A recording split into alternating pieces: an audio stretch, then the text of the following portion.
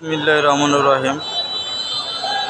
মানুষের জীবনটা মূল্যহীন যদি সে জীবনটাকে সঠিক পথে না খাড়াতে পারে। মানুষের জীবন যদি সাকসেস হয়, যদি সাকসেস হতে পারে, জীবনে সাফল্য অর্জন করতে পারে, তাহলে সে জীবনের মূল্য আছে। যদি জীবনের মধ্যে দুর্নীতি জড়িত থাকে, তাহলে সেই জীবনটার সাকসেস হলো কী?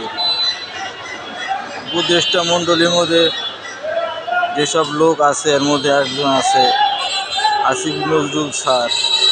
এনার নামে অভিযোগ আছে উনি ঘুষ খাচ্ছে, টাকা দুর্নীতিগিরি খাইয়ে অন্যায় কাজ করছে, অন্যায় কাজে লিপ্ত আছে।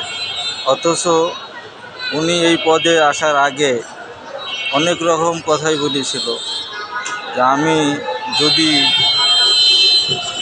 ক্ষমতায় যাইতে পারি তাহলে আমি দেশের মানুষের কাজ করব, এমন কাজ করব জান দিবে, এভাবেই কথাবার্তা বলেছিল। কিন্তু এখন উনি সুযোগ পাইছে, সুযোগে সেই ভালো কাজটা না করি সুযোগের সৎ ব্যবহার করছে, বাড়ি গাড়ি করছে, ঘুষ খাচ্ছে, বাইরে রাষ্ট্রের জমি কিনছে, বাড়ি কিনছে, এগুলা শোনা যাচ্ছে। আসলে কিগুলা বাস্তব না অবাস্তব? এর পিছনে কী কারণ? কেন এসব গুজব ছুটছে? কেন উপদেষ্টার মধ্যে এই লড়ঘড়ি? উপদেষ্টার মধ্যে এত লড়ঘড়ি কিসের জন্য? কাজের মধ্যে এগুলা যদি না হাতড়ানি হয়, না দেখা হয়, তাহলে তো সমস্যা থাকি গেল, সমস্যা তো গেল না। সেই জন্যে এগুলানকে ভালো করে পর্যবেক্ষণ করতে হবে, এগুলানকে দেখতে হবে আসলে সঠিক কোনটা। উনি কি সত্যি বাড়ি কিনছে, উনি কি দুর্নীতি করছে নাকি করছে না? এই কাজের মধ্যে এত লড়ঘড়ি কেন?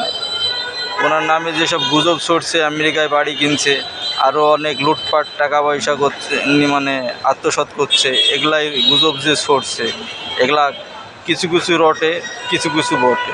যদি এগুলা না হবে সত্যি, তাহলে তো আর এগুলা হলো না। সেই জন্যে সরকারকে এগুলা তদন্ত করি দেখা উচিত। তদন্ত ভার কাকে দিবে?